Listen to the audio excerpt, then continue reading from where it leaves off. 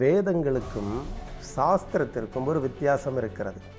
சாஸ்திரங்கள் என்பது ஒரு பொருள் இருப்பவற்றை அது எப்படி இருக்கிறது என்று அதை தர்க்கித்து அதன் இருப்புகளை எடுத்து தெளிவாக சொன்னால் இது சாஸ்திரம். இன்னொரு வகையில் இதுக்கு பேர் விஞ்ஞானம். இதான் விஞ்ஞானம், சாஸ்திரம் ரெண்டும் ஒன்று. இருப்பவைகளை சொல்லும், இல்லாதவைகளை சொல்லாது. இரண்டாவது இருக்கிறது வேதம். வே என்றால் மறைபொருள். வே என்பது வேட்டி, வேர் அப்படிங்கிற சொல்லுக்கு கீழ் வருவதுதான் வேதம். வேதம் என்றால் மறைந்திருப்பதை தந்தது.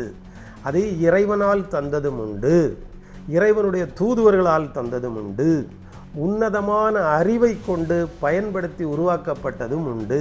இப்படி வேதங்கள் ரிக், யஜுர், சாம, அதர்வண வேதங்கள் எல்லாம் அறிவு வேதங்கள் எனப்படும். அதாவது மனிதனுடைய மேலான அறிவுகளை கொண்டு அவன் கண்டுபிடித்து எழுதப்பட்டவைகள் அந்த வேதங்கள். அடுத்தது குரான். அப்படிப்பட்ட ஒரு வேதத்தை எடுத்துக்கொண்டால் இது தேவ வாக்கியம் எனப்படும். தேவ வாக்கியம் அதுதான் அதனுடைய அர்த்தம் எனப்படும். அடுத்தது நியாயப்பிரமாணம், தோரா அப்படின்னு ஒன்று இருக்குது. இதுக்கு நியாயப்பிரமாணம் என்று பெயர்.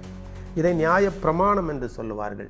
தீர்க்க தரிசன வாக்கியங்களை இறை வாக்கியங்கள் என்று சொல்லுவார்கள். இறை வாக்கியம் இது எல்லாம் இறை வாக்கியம், வேத வாக்கியம், நியாயப்பிரமாணம் இவைகளெல்லாம் இறைவனால் கொடுக்கப்பட்ட ஒன்று.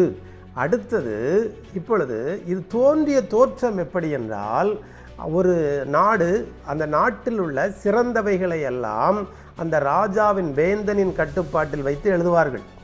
அப்படி எழுதும்போது அந்த நாட்டில் சிறப்பாக என்னவெல்லாம் கண்டுபிடிக்கிறார்களோ அதை எல்லாம் அந்த வேதத்திற்குள் எழுதி வைப்பார்கள்.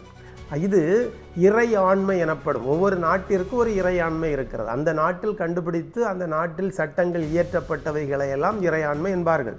அப்படி இப்போ நீங்கள் பைபிள் எடுத்துட்டாலும் தெரியும், அந்த நாட்டில் நடந்த எல்லா வரலாறுகளும், ராஜாக்களுடைய வரலாறுகளும், நன்மையோ தீமையோ, பாடல்கள், சங்கீதங்கள், ஒவ்வொரு கண்டுபிடித்தது, ஒரு அந்த யுத்தங்கள், சண்டைகள் எல்லாவற்றையும் ஒரே புத்தகத்திற்குள் எழுதி வைப்பார்கள். இது இறையாண்மை இப்படி சொல்வார்கள்.